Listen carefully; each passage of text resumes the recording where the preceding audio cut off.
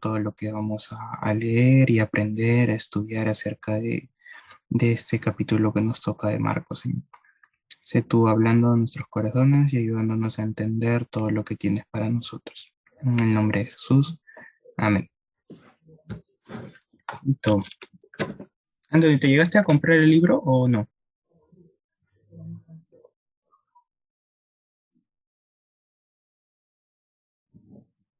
Ya, ok, no te preocupes. Dale, voy a leer la introducción. Hoy toca la tercera semana, capítulo 9. Existe una diferencia entre oír lo que Jesús dice y escuchar con cuidado sus palabras.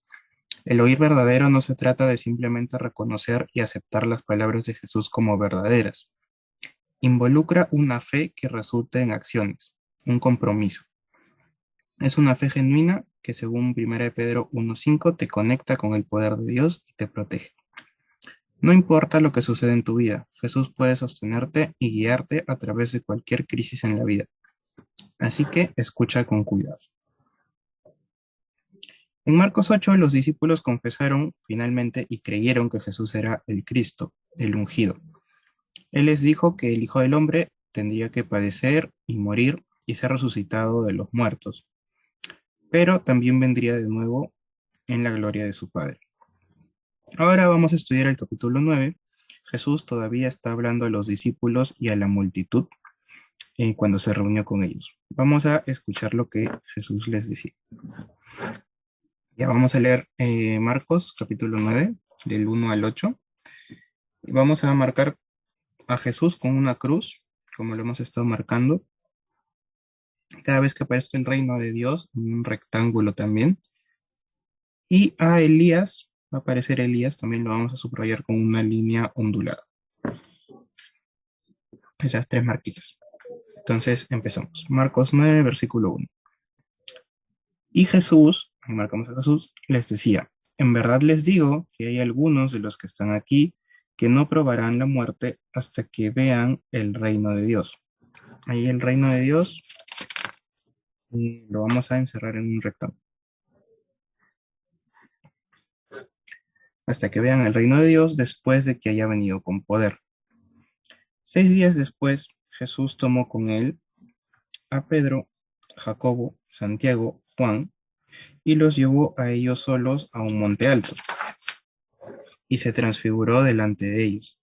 Sus vestiduras se volvieron resplandecientes, muy blancas, tal como ningún lavandero sobre la tierra puede blanquear. Y se les apareció Elías, ahí subrayamos Elías con una línea ondulada, junto con Moisés, y estaban hablando con Jesús. Entonces Pedro dijo a Jesús, Rabí, bueno es que estemos aquí. Hagamos 3 enramadas, una para ti, otra para Moisés y otra para Elías, porque él no sabía qué decir, pues estaban aterrados. Entonces se formó una nube que los cubrió y una voz salió de la nube. Este es mi Hijo amado, oigan a él. Y enseguida miraron en derredor, pero ya no vieron a nadie con ellos, sino a Jesús solo. A ver, hasta ahí. En el versículo 1, ¿qué es lo que Jesús les dice a sus discípulos acerca del reino de Dios?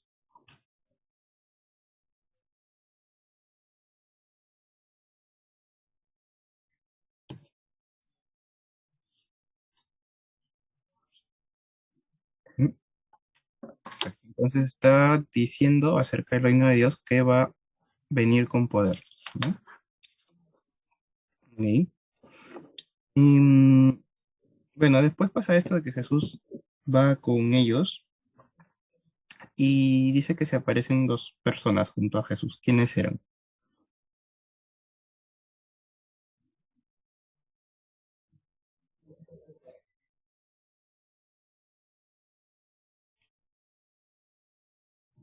Mm,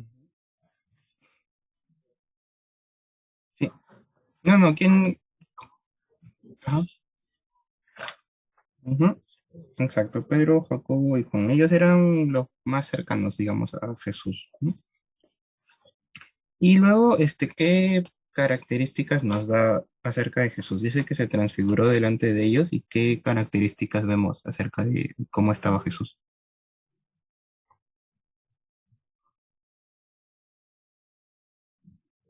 Ujú,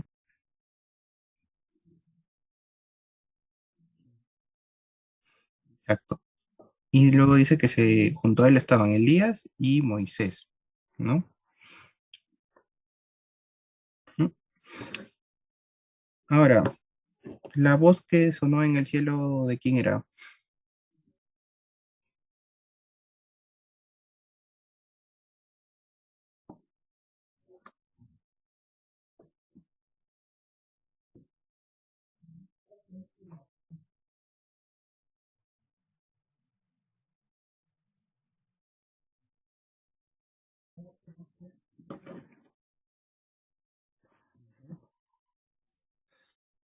Exacto, ¿no? Es Dios hablando.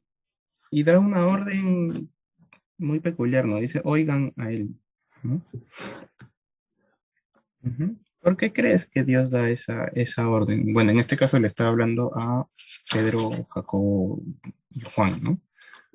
¿Por qué crees que les da esa orden a ellos?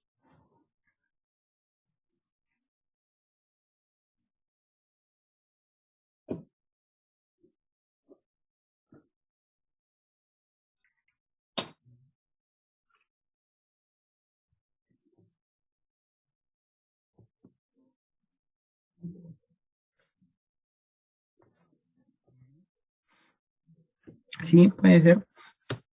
Tengamos en cuenta que ellos eran los más cercanos a Jesús, que lo seguían a todos lados, estaban con él siempre, y siempre escuchaban, ¿no? Lo que Jesús hablaba, todos sus sermones y todo lo que Jesús decía, ellos lo escuchaban, ¿no? Pero como, bueno, en otros capítulos anteriores hemos visto que quizás no terminaban de entender lo que Jesús decía y le pedían que les explique, ¿no?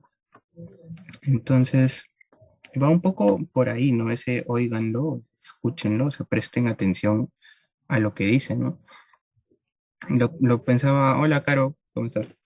Lo pensaba también en nosotros, ¿no? ¿Cuántas veces pues leemos la Biblia, la tenemos ahí, leemos, pero no nos detenemos a prestar atención en qué es exactamente lo que Jesús o Dios nos quiere hablar, ¿no? Y leemos así como, pues por leerla, ¿no? Entonces hay un llamado de atención ahí de Dios a prestar atención y entender qué es lo que Jesús lo que dice, ¿no? Por eso el título del libro es Jesús escuchando su voz. Claro, ¿tienes tu audio o no? Hola, sí, Hola, claro, sí, ¿cómo estás? Aquí estamos empezando ahora sí. Bueno, vamos a seguir con la historia. Vamos a Marcos 9 del 9 al 13. Hay una observación interesante. Dice, ¿podría ser que Pedro, Jacobo y Juan acababan de ver el reino de Dios? Moisés, quien representó a la ley, y Elías, quien fue el primero de los profetas, habían hablado con Jesús. Los tres discípulos vieron esto y lo oyeron. Jesús estaba transfigurado, cambiado, justo ante sus ojos. Dios habló desde el cielo y ellos oyeron su voz, oyeron sus palabras. Este es mi Hijo amado, oigan a él. Y esto sucedió 6 días después de que les dijo que verían el reino de Dios, que vendría a ellos con poder. Puede que quizás se esté refiriendo a ellos como esos algunos. Pedro, luego en su carta, en 1 Pedro 1 del 13 al 18 va a escribir sobre esto. Entonces, vamos a ver qué pasó cuando bajaron del monte de la transfiguración y cómo llegó a ser conocido. Vamos a leer del 9 al 13 y seguimos marcando a Jesús, también hijo del hombre. Acuérdense que hijo del hombre es un nombre que se le da a Jesús, también lo marcamos. Resucitar, cada vez que aparezca la palabra resucitar con una flechita hacia arriba. Seguimos marcando a Elías con una línea ondulada y una lápida sobre la palabra muertos. Ok, vamos a leer Marcos capítulo 9, versículo 9. Cuando bajaban del monte, Jesús les ordenó que no contaran a nadie lo que habían visto, hasta que el Hijo del Hombre, ahí, Hijo del Hombre también se refiere a Jesús, así que lo marcamos, resucitará de los muertos. Marcamos muertos con una lápida y resucitar con una flechita hacia arriba. Y se guardaron para sí lo que fue dicho, discutiendo entre sí qué significaría eso de resucitar de entre los muertos. Entonces marcamos resucitar y muertos. Le preguntaron a Jesús, ¿por qué dicen los escribas que Elías debe venir primero? Ahí vamos a marcar Elías. Es cierto que Elías, al venir primero, restaurará todas las cosas, les dijo. Y sin embargo, ¿cómo está escrito del Hijo del Hombre que ha de padecer mucho y ser despreciado? Pero yo les digo que Elías ya ha venido y le hicieron cuanto quisieron, tal como está escrito de él. Ok, ¿qué podemos ver acerca de Elías en esto que hemos leído? ¿Qué nos dice, dónde hemos marcado a Elías? ¿Qué nos dice el texto sobre Elías?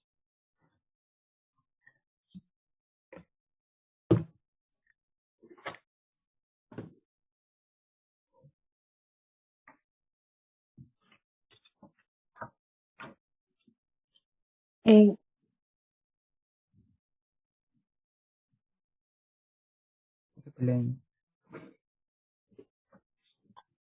Dale, Anthony, es que, ¿qué ibas a- Ah, bueno, ya, Caro, dale tú.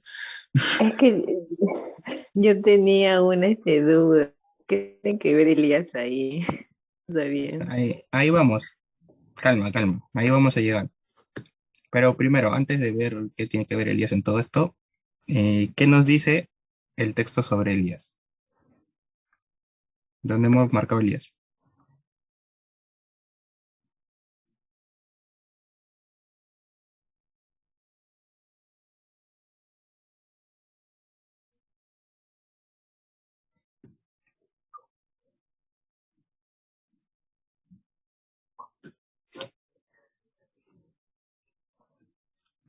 Exacto. Entonces, podemos aprender que los escribas decían que Elías tenía que venir primero. ¿Ok? Y los discípulos tienen esa duda, ¿no? ¿Qué más podemos ver de Elías?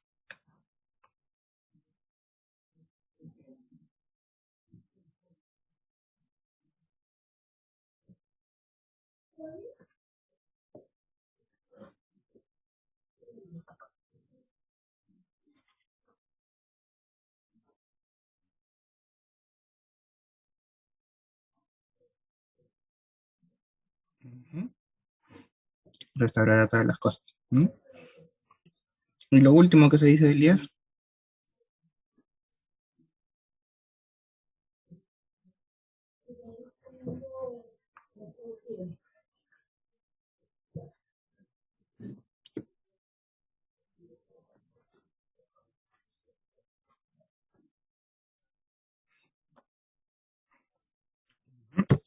exacto, no entendimos nada, ¿no? O sea, ¿por qué tiene que ver Elías en todo esto? ¿Por qué Jesús dice que Elías ya vino? ¿Qué se refiere a toda esta cosa? A ver, claro, ¿tienes el libro? Todavía no he ido a recogerlo. Ya, no te preocupes. Voy a leer la aclaración que dice aquí la tercera semana. Mientras que Moisés representaba la ley, Elías representaba a los profetas. Cuando a Jesús se le aparecen dos personas, ¿no? Cuando está en el monte se le aparecen Elías y Moisés, ¿no? Moisés representaba la ley y Elías a los profetas. Ahora, en Malaquías, el último libro del Antiguo Testamento, hallamos una exhortación a guardar la ley de Moisés, el siervo de Dios, y una profecía de que Dios enviará al profeta Elías antes de la venida del gran y terrible día del Señor. La misión de Elías consistiría en restaurar los corazones de los padres y los hijos el uno al otro, antes de que Dios estableciera su reino en la tierra. Esto está en Malaquías capítulo 4 del 4 al 6. ¿Sí? Es una profecía sobre Elías. Ahora, el autor del Evangelio de Marcos indica que la gente estaba familiarizada con esta profecía, ¿no? Podemos ver ahí que los discípulos le preguntan sobre esto a Jesús, ¿no? O sea, la gente sabía esta profecía. Ahora, El pueblo pensaba que Jesús podía ser Juan el Bautista resucitado de entre los muertos o el profeta Elías. Esto lo hemos visto en el capítulo 6 de Marcos y en el capítulo 8 de Marcos, ¿no? Que el pueblo pensaba que Jesús era Juan el Bautista o Elías. Ahora, cuando Jesús dijo que Elías ya había venido, muchos creen que fue Juan el Bautista quien cumplió la misión de Elías antes de que Herodes lo decapitara. Es decir, que la profecía esta de Malaquías no se estaba refiriendo a Elías como tal, sino a Juan el Bautista, porque recuerden que Juan el Bautista vino antes de Jesús y fue el que preparó el camino, ¿no? El que comenzó a predicar acerca de que iba a venir Jesús, y fue él el que cumplió esta tarea, ¿no? Y bueno, luego el Herodes lo decapita, pues es otra historia. Entonces, lo que Jesús está tratando de decir aquí es que esta misión de Elías la había cumplido Juan el Bautista, ¿no? Entonces, a eso se refiere. ¿Está bien? ¿Está claro o peor?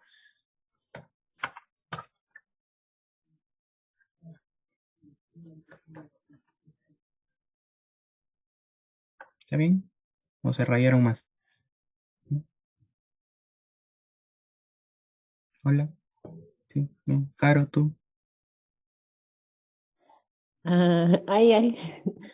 ¿Será?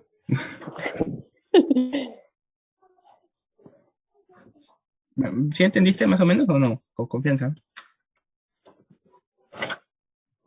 Sí, es que de repente, como no sé mucho sobre Elías, no sé cuán importante es o por qué se le menciona tanto, o por qué decían que tenía que volver y era Juan, ¿no? Que era él, ¿no? O sea, no, de repente no conozco mucho de él, no sé por qué tanto su importancia en el Nuevo Testamento, pues, ¿no? Bueno, Elías bueno, fue el primero de los profetas y por eso es el que aquí está representando a los profetas, ¿no? Moisés representa a la ley y Elías a los profetas, ¿no? Y había pues esta profecía de que Elías tenía que venir antes del Señor para restaurar las cosas, pero no se refería específicamente a Elías, sino a alguien que iba a preparar el camino, que era Juan el Bautista, ¿no? Como preparar el camino para Jesús, que fue lo que hizo Juan el Bautista. Elías fue este profeta que subió al cielo con algo de fuego. ¿Eso? Ajá, ese mero. Ah, ya, ya. Ay, ok.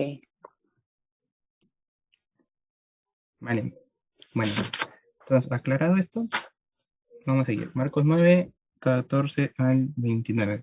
Vamos a seguir marcando a Jesús y cada vez que se aparezca algún espíritu inmundo lo vamos a marcar con un trinchecito como lo hemos estado marcando. Y cada vez que se hable de creer, vamos a dibujar un libro, ¿ya? Creer con un libro y la incredulidad con un libro tachado. Esa va a ser nuestra referencia para creer, ¿ya?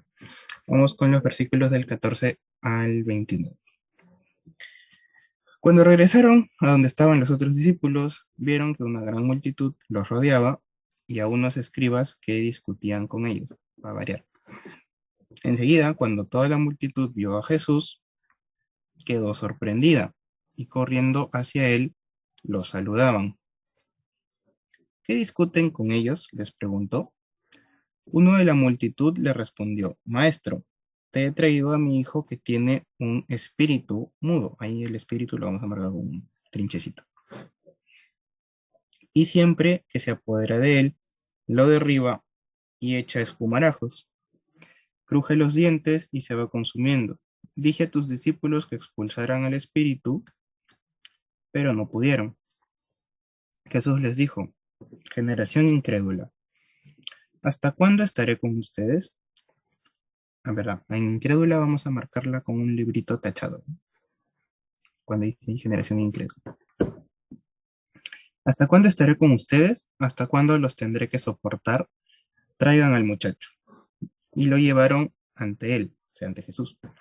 Cuando el espíritu vio a Jesús, al instante sacudió con violencia al muchacho, y éste cayendo en tierra se revolcaba echando espumarajos. Jesús preguntó al padre, ¿cuánto tiempo hace que sucede esto? Desde su niñez, le respondió. Muchas veces ese espíritu lo ha echado en el fuego y también en el agua para destruirlo. Pero si tú puedes hacer algo, ten misericordia de nosotros y ayúdanos. ¿Cómo si tú puedes? Le dijo Jesús. Todas las cosas son posibles para el que cree. Ahí marcamos creer con un librito. Al instante el padre del muchacho gritó y dijo, creo, ayúdame en mi incredulidad. Otra vez marcamos creer y también incredulidad con un librito tachado. Cuando Jesús vio que la gente corría a reunirse, reprendió al espíritu inmundo, diciéndole, espíritu mudo y sordo, yo te ordeno, sal de él y no vuelvas a entrar en él. Después de gritar y de sacudirlo con terribles convulsiones, el espíritu salió y el muchacho quedó como muerto, tanto que la mayoría de ellos decían, está muerto. Pero Jesús, tomándolo de la mano, lo levantó y él se puso en pie. Cuando Jesús entró en casa, sus discípulos le preguntaban en privado, ¿por qué nosotros no pudimos expulsarlo? Jesús le dijo, esta clase con nada puede salir, sino con oración. Vale, hasta ahí. Fuerte lo que acaba de pasar, ¿no? Ahora, ¿esto en qué momento sucede? Acuérdense qué acaba de pasar antes de toda esta historia.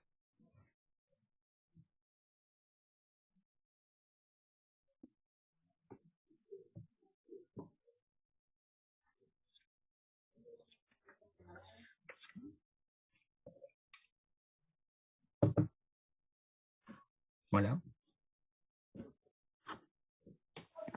La transfiguración.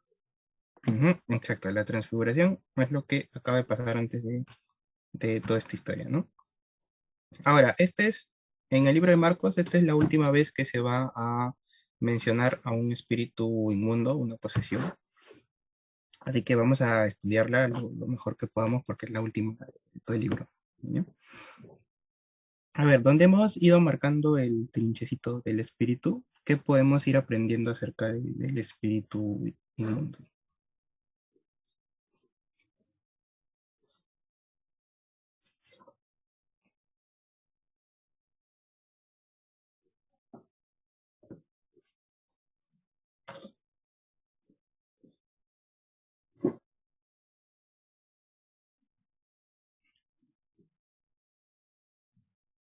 Ujú,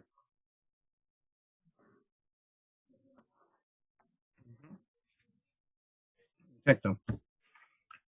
Y ya, vamos por partes. Primera cosita que podemos ver era un espíritu mudo, dice, ¿no?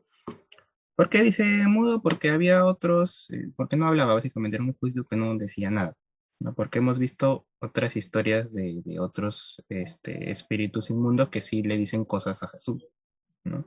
En este caso este no decía nada, ¿no? ¿Y qué le hacía este espíritu al muchacho?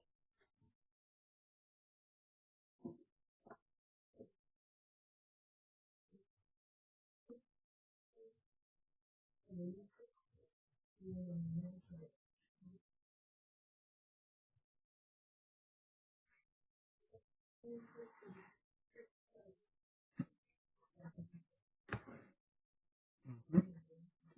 Qué fuerte, ¿no? Vemos lo que este espíritu le causa a este joven, ¿no? Ahora, en ese mismo versículo podemos ver que los discípulos no podían eh, expulsarlo, ¿no? Ahí dice que los discípulos no podían expulsar a ese espíritu inmundo. Ahora, ¿qué pasa después? Cuando el espíritu ve a Jesús, ¿qué pasa?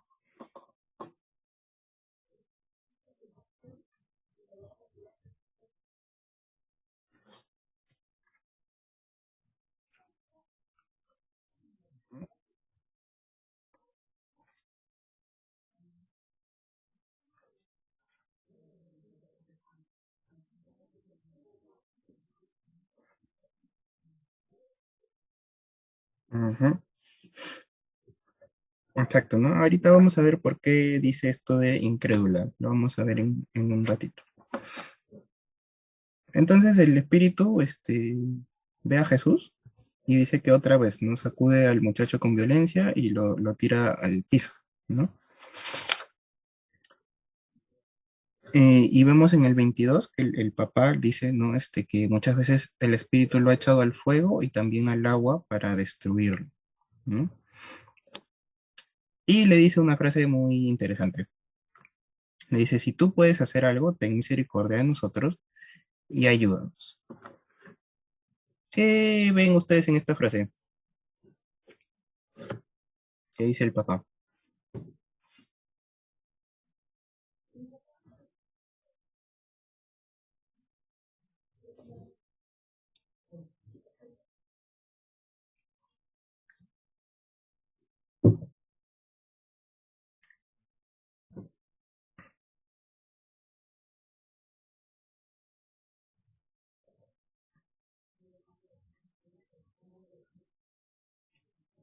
Ya.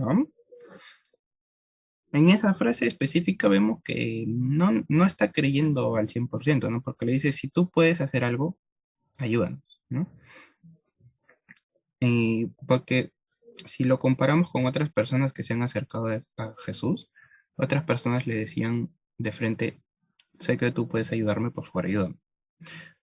En este también le está diciendo, si es que puedes hacer algo, o sea, si puedes, hazlo. No le está diciendo, sé que puedes, por favor, ayúdame, ¿no? Y por eso vemos que Jesús lo confronta, ¿no? En el 23 le dice, ¿cómo si tú puedes? Le confronta ese si tú puedes. Y le dice, todas las cosas son posibles para el que cree, ¿no? Y en el 24 vemos que el papá del chico, sí, grita, creo, ayúdame en mi incredulidad. ¿Qué ven ustedes esta cosa de creo, ayúdame en mi incredulidad?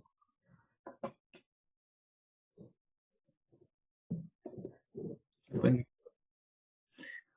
ya. Claro, ¿tú qué puedes aprender ahí en esa frasecita? Se parece a mí, ¿Por qué? porque, bueno, por lo que conozco de algunos versículos, ¿no? Y sé que Dios siempre está ahí, pero a veces con la situación que uno a veces pasa o siente, por lo que de repente vive, es un poco difícil creer que esto pueda pasar, pues, ¿no?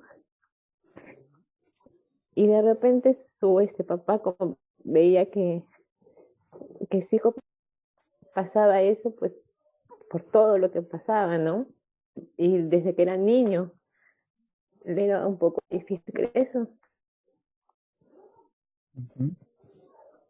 Exacto, ¿no? Y aquí es interesante porque el padre reconoce que le cuesta creer, ¿no? Que tiene problemas, que no puede creer al 100%, ¿no? Que quiere hacerlo, pero le cuesta, ¿no? Y le pide ayuda a Jesús con eso, ¿no? Que le ayude con su incredulidad, ¿no?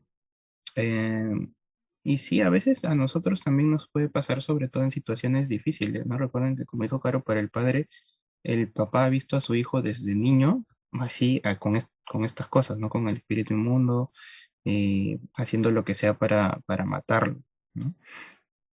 Y, y por eso le costaba creer, ¿no? Entonces, quizás nosotros también tenemos situaciones que nos cuesta creer en Jesús, ¿no? Que nos cuesta creer que Dios puede ayudarnos, eh, pero ahí es cuando tenemos que pedirle a Jesús esto que le pide el Padre, no, ayúdame en mi incredulidad, como ayúdame a poder creerte, ¿no? Quiero creerte, pero me cuesta, ayúdame a poder creer. Entonces, tampoco nos sintamos súper mal si es que nos cuesta creer en determinados momentos, porque nos puede pasar porque somos humanos, pero que cuando sintamos eso, pidámosle ayuda a Dios para ayudarnos a creer, ¿no? Que es una situación que nos puede pasar en cualquier momento, ¿no? Aunque sepamos, aunque tengamos la Biblia acá metida, va a haber situaciones en las que nos cueste creer y que nos cueste confiar en que lo que dice la Biblia se va a cumplir, ¿no? Entonces, tampoco nos sintamos solos, que soy el peor porque no le creo a Jesús, porque a todo el mundo le pasa. Entonces, cuando pasemos por situaciones así, pidamos la ayuda a Dios, ¿no? Que nos ayude a creer y a confiar en Él. Ahora, les voy a leer un pedacito de algo que dice aquí en el libro. En Marcos 1 y Marcos 6 se nos dice que Jesús se fue por su cuenta a orar. Marcos 6 también nos dice que Jesús le dio autoridad a los discípulos para echar espíritus inmundos y que lo hicieron. Es decir, que antes de esta situación ellos ya habían expulsado espíritus, ¿no? Ahora, em, vamos a leer la respuesta que les da Jesús en el versículo 29 cuando le preguntaron por qué ellos no pudieron echar fuera el espíritu. Anthony, ¿puedes leer el versículo 29, por favor?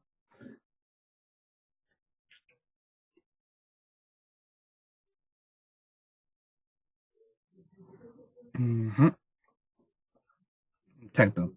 ¿Por qué creen que Jesús les dice esto? A ver, el contexto es de que Jesús, bueno, expulsa al espíritu, el muchacho está nuevo, sanito como si nada, y los discípulos les preguntan, ¿por qué nosotros no pudimos? Y tú sí. Y Jesús les da esta respuesta, ¿no? Con esta clase con nada puede salir, sino con oración. ¿Qué creen que quería decirle Jesús con esto?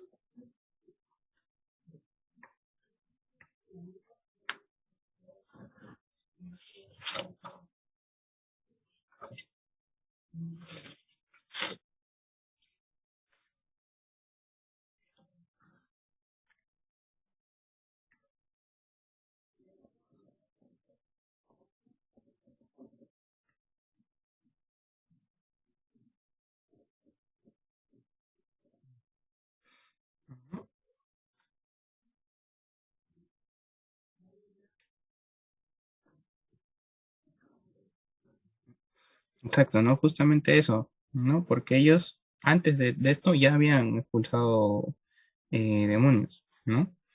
¿Y cuál era el problema? Justo lo que tú dices, Antonio, ¿no? Que quizás por ellos ya haberlo hecho antes, creían que ya podían hacerlo solos en cualquier momento, y no era así, ¿no? Cuando oramos, eso refleja nuestra relación con Dios, ¿no? Este, porque muestra que dependemos de Dios, ¿no? Y Jesús no estaba hablando de una oración justo en ese momento, sino de una vida de oración, ¿no? De estar en constante comunión con el Señor, ¿no? Acuérdense, como dice aquí en el libro, que Jesús constantemente se iba, se retiraba para orar solo y después comenzaba a hacer todo lo demás. Entonces, quizás los discípulos aquí no lo estaban haciendo, ¿no? Ahora, ¿cómo aplicamos esto a nuestra vida, ¿no? ¿Cuántas cosas de las que hacemos en nuestro día a día las hacemos en nuestras fuerzas y no como para el Señor, ¿no? Ya sea, pues, cosas en nuestras casas, en nuestro trabajo, cualquier cosa que hacemos, pensemos si las estamos haciendo en nuestra fuerza o estamos dejándolas en manos de Dios, ¿no? Aquí, bueno, está hablando de echar espíritus, pero en general se puede traducir a cualquier cosa de nuestra vida, ¿no? Qué tan fuerte está nuestra relación con Dios, qué tanto tiempo estamos pasando orando, buscando a Dios solos, para luego poder hacer todo lo demás que tenemos que hacer en el día, ¿no? Entonces, mm, pensemos esto cada uno, y no hace falta que lo respondan aquí, pero pensémoslo en cuánto tiempo estamos invirtiendo nosotros en nuestra relación con Dios y qué tan importante es para nosotros eso, ¿no? Porque si pensamos que eso no es importante o que es algo que puede esperar, entonces cuidado con eso, ¿no? Porque al final lo más importante en nuestra vida es nuestra relación con Dios. Todo lo demás, eh, pues, no es, o sea, es importante, pero no es vital. Nuestra relación con Dios, nuestra comunión con Dios es lo más importante en nuestra vida, ¿no? Y no tenemos que descuidar eso, ¿no? Y no pensar que porque somos buenos en algo, ya podemos hacerlo nosotros solos, sino que todo lo que hacemos lo hacemos gracias al Señor, ¿no? Entonces esa es la conclusión y lo que está tratando Jesús aquí decirle a sus discípulos, ¿no? Bueno, sobre esta parte, ¿alguna duda, pregunta, crisis existencial, cualquier cosa? ¿O seguimos?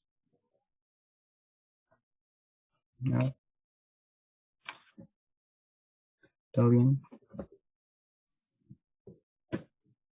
Ya, seguimos. Vamos al versículo 30, seguimos marcando a Jesús. Cada vez que aparezcan los discípulos, lo subrayamos con una flechita y resucitar con una flechita hacia arriba. En el versículo 30, saliendo de allí, iban pasando por Galilea. Él no quería que nadie lo supiera. Él es Jesús, ¿no? Entonces lo marcamos con una cruz. Porque enseñaba a sus discípulos y les decía a sus discípulos, con una flechita los subrayamos, les decía, el Hijo del Hombre, será Jesús, será entregado en manos de los hombres y lo matarán y después de muerto a los 3 días resucitará. Pero ellos, o sea, los discípulos, no entendían lo que les decía y tenían miedo de preguntar a Jesús. Llegaron a Capernaum y estando ya en la casa, Jesús les preguntaba, ¿qué discutían por el camino? Pero ellos, o sea, los discípulos, guardaron silencio, porque en el camino habían discutido entre sí quién de ellos era el mayor.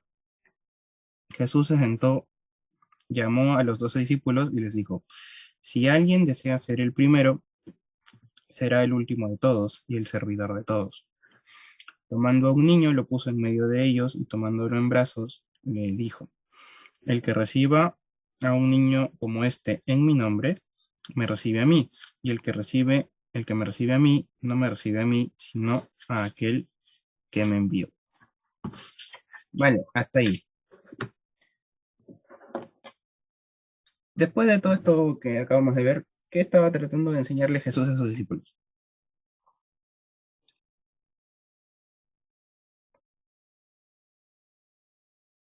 ¿Sobre qué les estaba hablando en los versículos 30 y 31?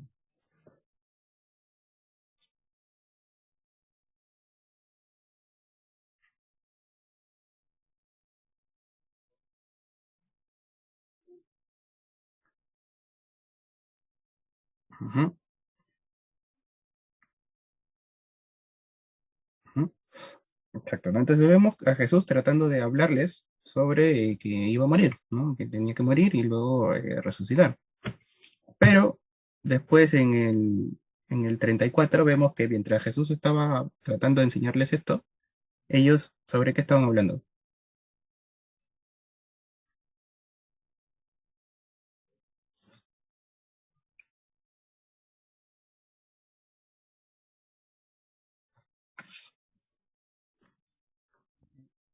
Entonces, ¿estaban escuchando lo que Jesús les estaba diciendo?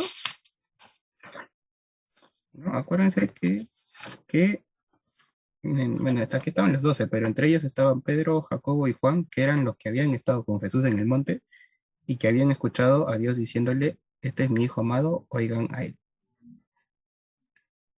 ¿Estaban obedeciendo esa orden?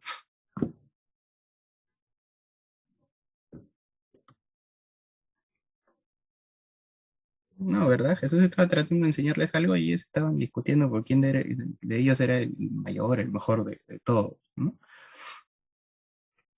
Entonces, ¿qué es lo que hizo Jesús?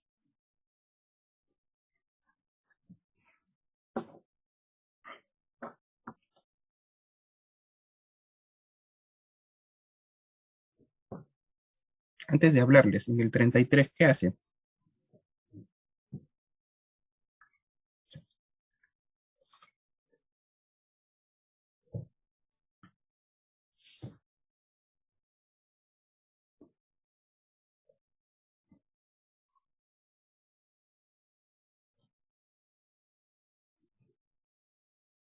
Ujú. Ahora, ¿Jesús les pregunta por qué no sabía o por qué les pregunta?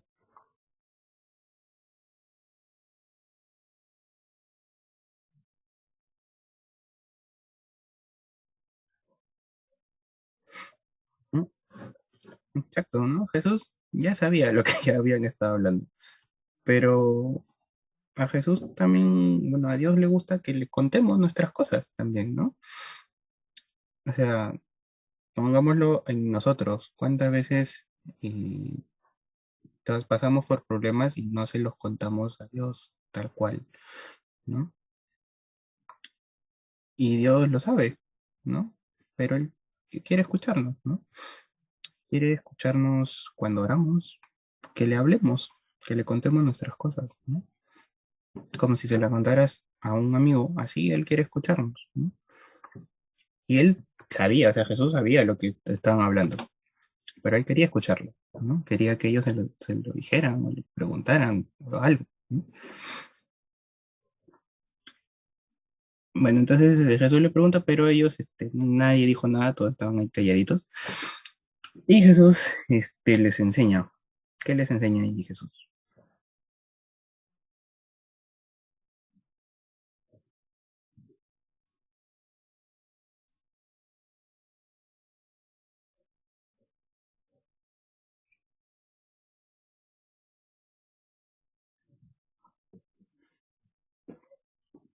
¿Mm? Exacto, ¿no? Bastante clara la enseñanza de Jesús.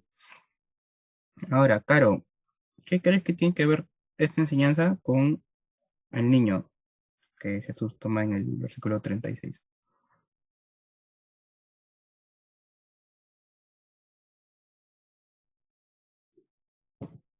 Caro. Sí, acá estoy. Eh, ¿Qué tiene? Ay, perdón. ¿Cuál fue tu pregunta? Tú que sabes más de niños que todos, ¿qué tiene que ver esta enseñanza de Jesús de la grandeza con lo que hace Jesús en el versículo 36, ¿no? De tomar un niño y hablar esto. Mm, Creo que Jesús toma de uno porque,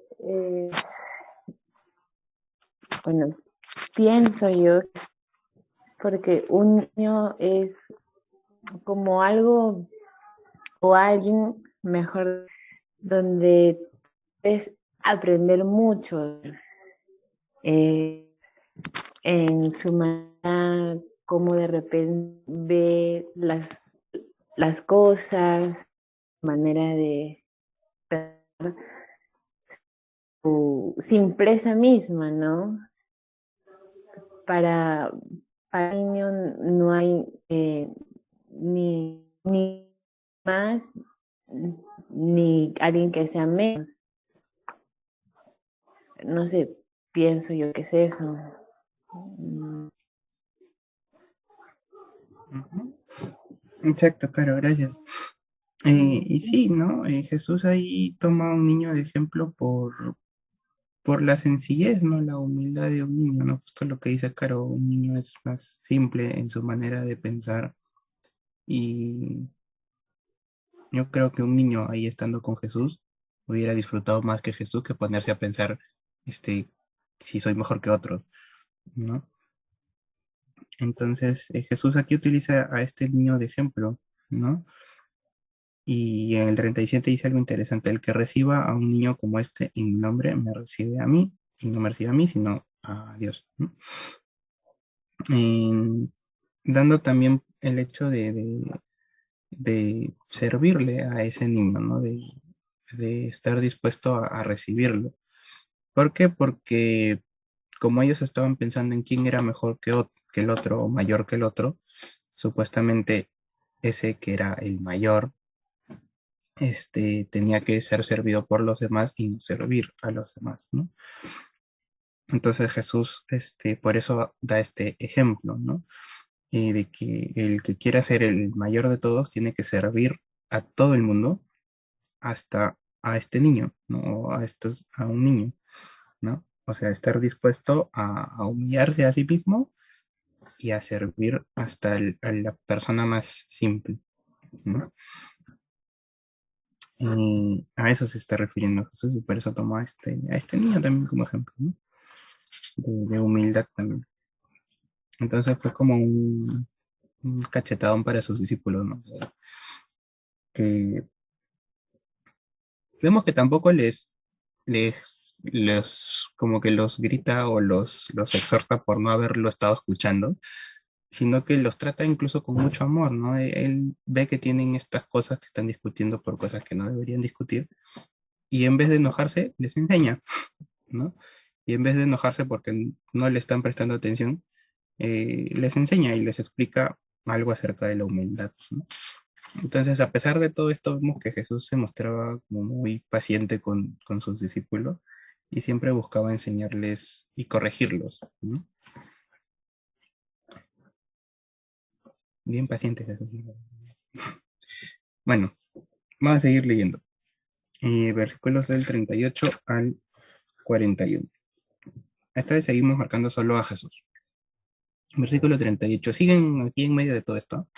Maestro, dijo Juan, vimos a uno echando fuera demonios en tu nombre y tratamos de impedírselo porque no nos seguía. Pero Jesús dijo, no se lo impidan, porque no hay nadie que haga un milagro en mi nombre y que pueda enseguida hablar mal de mí.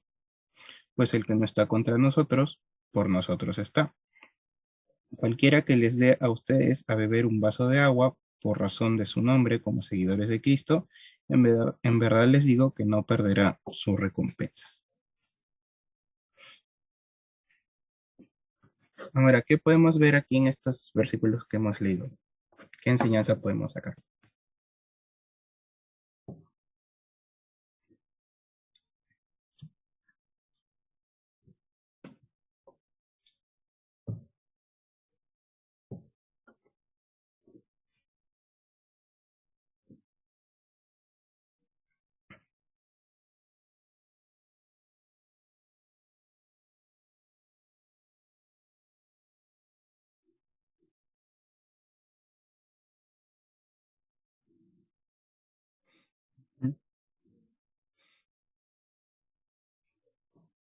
Exacto, ¿no? Y Jesús le dice que no se lo impida, ¿no? Porque si lo estaba, bueno, al final, si lo estaba haciendo de verdad en el nombre de Jesús, quería decir que en algún momento había decidido seguir a Jesús, ¿no? Entonces, sí, Jesús dice que no se lo impidan, ¿no? El que no está contra nosotros, por nosotros está, ¿no? Como diciendo, eh, está de nuestro lado, no es de nuestro equipo, ¿no? Y después de esto, ¿no? Cualquiera que les dé un vaso de agua por, por razón de su nombre como seguidores de Cristo, les digo que no perderá su recompensa, ¿no?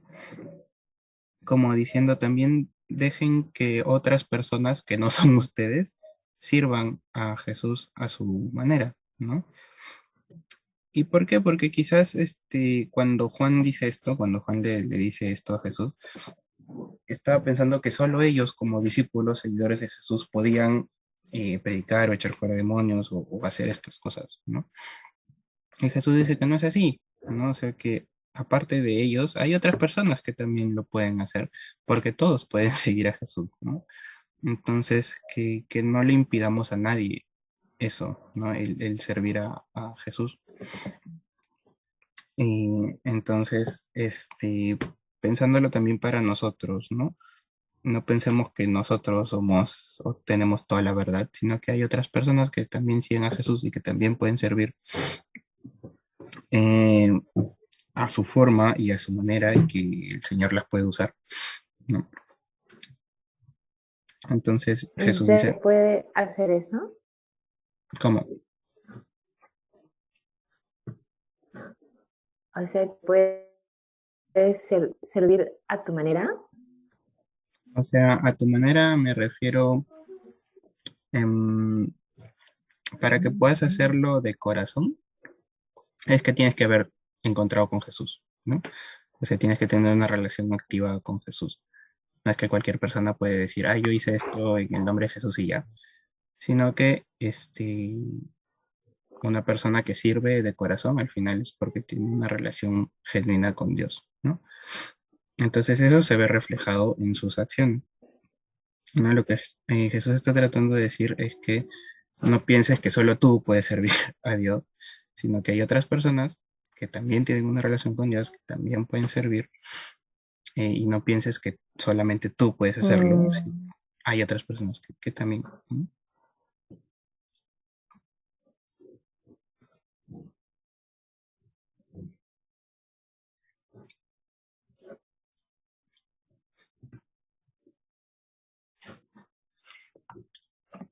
Y bueno, al final no sabemos nosotros eh, quiénes son seguidores de Jesús y quiénes no, ¿no? Y Jesús, bueno, Dios puede usar a las personas como Él quiera, como Él desee y en el momento que quiera, ¿no?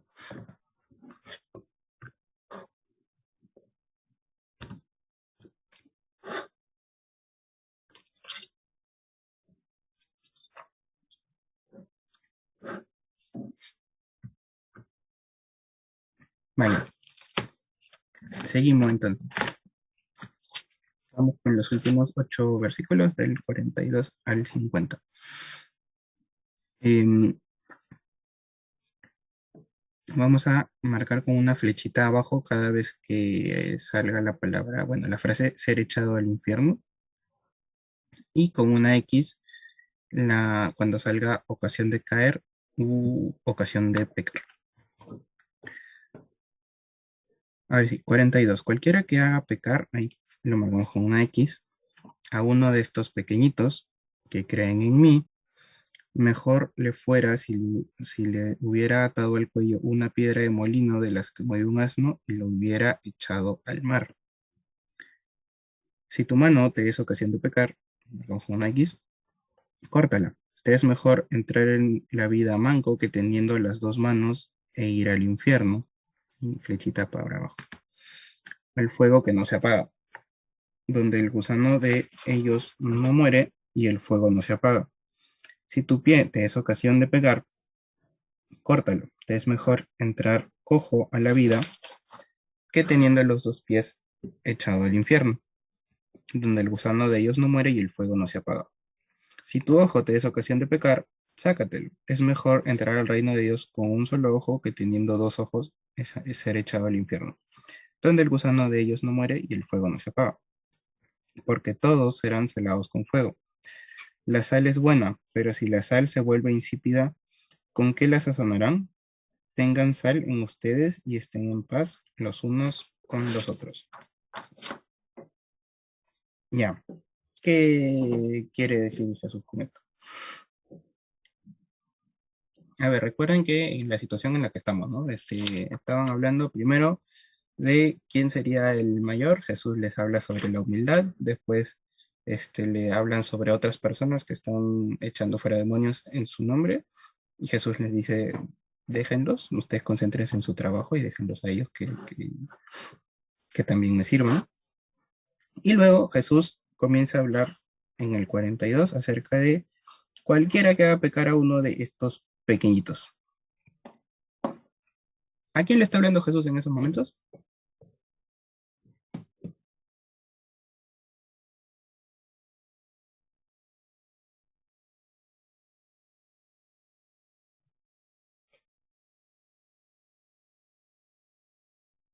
¿Son los niños? No No, creo, sí. a quién le está hablando Jesús?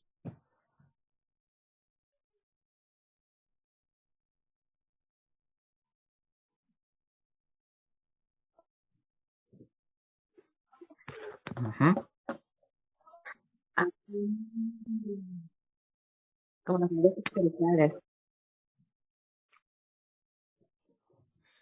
ajá, Oh, sí, tiene ajá, razón. ajá. Exacto, se está refiriendo a ellos, ¿no? A las personas que son nuevas en la fe, digamos, ¿no? Que recién están conociendo a Dios. Pero es interesante que Jesús le está diciendo esto a sus discípulos, ¿no?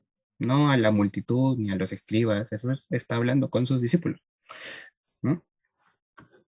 Entonces, está hablando también ahí de la responsabilidad que tienen los discípulos de Jesús como sus seguidores, ¿no?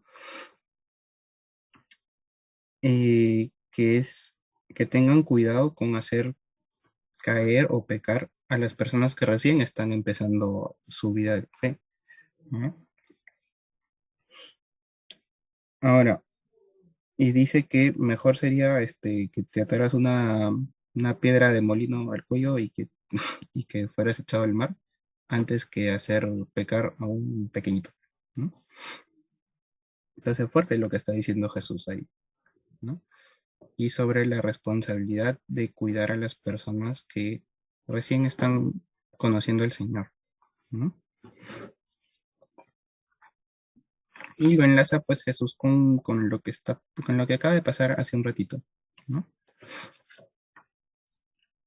Ahora, luego de eso Jesús habla sobre tu mano, tu pie y tu ojo, que si tienes ocasión de pecar, córtatelo, sácatelo, arráncatelo.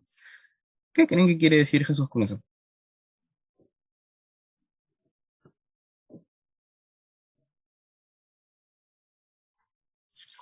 ¿Mm? Ya, Caro, ¿tú qué crees? ¿Qué quiere decir Jesús con eso? Sácate el ojo.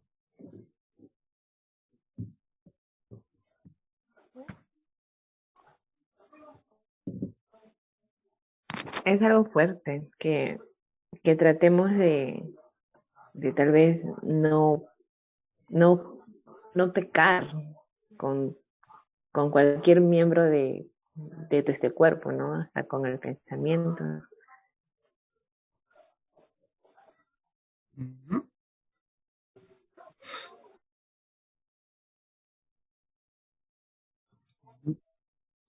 Exacto, ¿no? Y está hablando del autocontrol, ¿no? Y de cómo nos exponemos a situaciones, ¿no? Entonces está hablando de eso, ¿no? Las consecuencias de no controlar tus manos, tus pies y tus ojos, y es terminar en el infierno, ¿no? Jesús aquí habla del infierno explícitamente, ¿no? Y dice donde el gusano no muere y el fuego no se apaga, y lo repite 3 veces, ¿no? Entonces, está hablando de una consecuencia fuerte, muy fuerte, del hecho de no controlar tu cuerpo y pecar, ¿no? Entonces, cuando ven esto, ¿creen que Jesús está hablando del infierno como un lugar literal o no? O abstracto.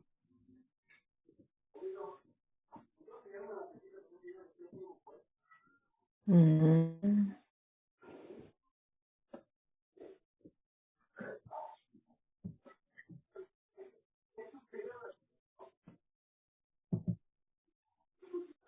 no sé.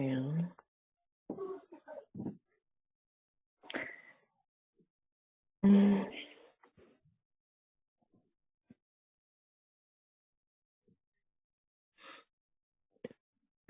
Aquí Jesús no está hablando específicamente de que te saques un ojo de verdad, sino te está dando a entender las consecuencias que tiene el pecado, ¿no?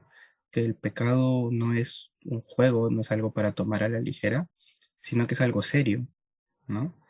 Por eso hace énfasis en esto y por eso Jesús lo menciona así, ¿no? Que córtate la mano o el pie o el ojo, porque el pecado no es algo para tomar a la ligera, sino que es algo con lo que tenemos que tener cuidado, ¿no? Porque tiene consecuencias fuertes, que es esto, ¿no? El infierno. Mm, Entonces Jesús por eso lo expresa de esta manera que quizás puede sonar como chocante, o porque Jesús dice esto, pero es para que entendamos la gravedad del pecado y de lo que causa y que no sea algo tomado a la ligera, ¿no? Y entonces, eso recuerden que se lo está diciendo a sus discípulos, ¿no? Y es importante para nosotros como seguidores de Jesús que entendamos que el pecado tiene consecuencias graves en nuestra vida, ¿no? Porque nos separan de Dios, nos alejan de Dios, rompen nuestra comunión con Dios, ¿no? Entonces, el pecado no es algo que podamos pasar por alto como si nada, sino que es algo que como cristianos tenemos que tener bien claro que es algo grave, ¿no? Porque nos aleja de Dios. Y por eso Jesús se detiene tanto en esto, ¿no? Y lo menciona 3 veces, lo del infierno. Entonces, seamos conscientes también de eso y de lo que implica. Vale, antes de finalizar, ¿alguna duda, pregunta, observación, inquietud? Nada, nada. Leo, y finalizando. Vale. ¿Puedes imaginar la desesperación que envolvía al padre del muchacho endemoniado en esta lección? Qué doloroso debió haber sido ver a su pobre hijo convulsionando en el suelo, soportando años de tormento, de algo que él no podía ver, o de lo cual no podía defenderse. ¿No te encantó la honesta declaración del Padre hacia Jesús? Creo, ayúdame en mi incredulidad. Hoy cada uno de nosotros puede dar la misma respuesta a la declaración de Jesús. Todas las cosas son posibles para el que cree. Nosotros queremos creer las palabras de Jesús, pero tenemos que luchar contra nuestro escepticismo y la denigración cultural de tener fe como la de un niño. Creer es el lado activo de la fe. El padre en apuros creyó y pidió ayuda en su incredulidad. Unos pocos versículos más adelante Jesús dijo a todos que lo recibieran como niños, adoptando la fe sencilla como un niño lo haría. Has oído las palabras que fueron leídas esta semana, pero ¿puedes decir que has oído con cuidado y creído verdaderamente? Si estás luchando, ¿por qué no clamas a aquel que ordenó que se escribieran estas cosas? Es un excelente lugar para comenzar. Su oído no está sordo para oír y su brazo no se ha cortado para que no pueda salvar. Y así se acaba la tercera semana. Estamos ya a la mitad de nuestro estudio. Y así que nada, meditemos en lo que hemos visto y leído hoy día. Y bueno, vamos a orar para terminar. Padre, te damos gracias por tu palabra, Señor, gracias por lo que nos has podido enseñar acerca de nuestra responsabilidad como seguidores tuyos, acerca de la fe y del creer en ti, Señor.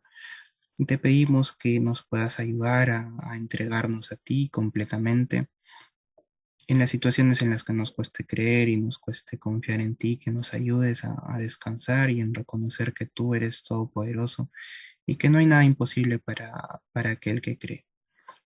Gracias por lo que nos has enseñado esta semana. Te rogamos que nos ayudes a seguirlo meditando y que podamos aplicarlo también en nuestras vidas, que sea algo real y no solo teoría que aprendemos, sino que podamos de verdad aplicarlo en nuestra vida. Gracias por el estudio de hoy. Te rogamos que nos cuides el resto de la semana y que podamos encontrarnos el próximo lunes para seguir estudiando tu palabra. Gracias en el nombre de Jesús. Amén. Y bueno, eso ha sido todo. Nos vemos el otro lunes. Gracias, Carlos. Hasta luego. Chau.